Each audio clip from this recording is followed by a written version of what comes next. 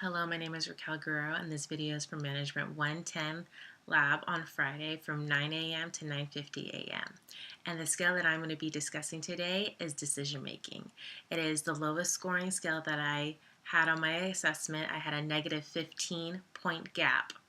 And I am not surprised by this because decision making is one of my worst skills that I can admit to. Some of the detailed behaviors that it actually lists on the assessment that I need to focus on within decision making is to focus on addressing the consequences of the decisions I make, and addressing all the criteria of the decision and defining it before I actually make a decision.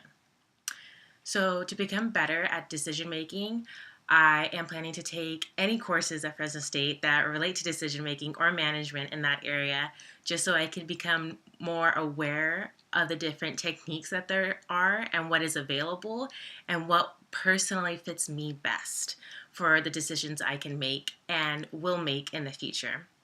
Another way for me to become better at decision making is putting myself through experiences what I know I will experience in the future, especially in a high demand job where I am planning to make decisions on a daily basis because I am planning to be a human resources manager. I set very high goals for myself and I want to make the best decision possible and know that I am making the best decision possible, like I said, and knowing that there is no other possible way, there is no other best alternatives to that decision. That is the correct one I am making.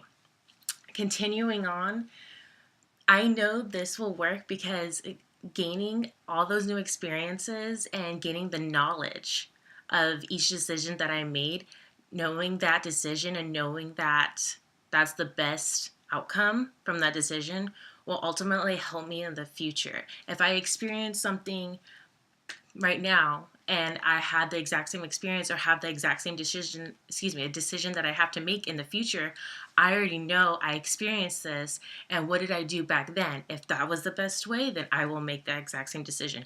If that was not the best way, I can change it and make a better way and create a better answer to solve that problem. Continuing on with that, I believe my time frame to fix this and create a better decision-making technique for myself personally, I am giving myself a 1 to 2 year time frame. I am a realistic person. I like to set realistic goals, like we learned in class, using SMART goals, setting a realistic goal is the main priority. So I give myself, by the time I graduate, will hopefully be in 2017, I will accomplish this goal and be a better decision maker.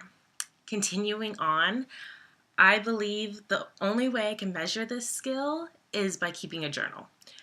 Keeping a journal, being punctual about it, making sure I state not every decision I make, whether I have to go to the grocery store or if I have to study, nothing like that, but key decisions that I make on a daily basis that I know will affect my future. Writing those down, putting dates next to it, what I did, what I could have possibly changed about it, anything like that. And seeing that journal throughout the years, like I set a 1 to 2 year time frame and making sure that I actually keep up to date with everything that I do. I think that is the best way possible for seeing my evolvement from what my first reaction would have been to 1 to 2 years ago would have been now in the future. I think that's ultimately the best way that I can keep track. I do not see any other ways to track my decision making, but hopefully that is the best way. Thank you for watching my presentation, and I hope you enjoyed. Thank you.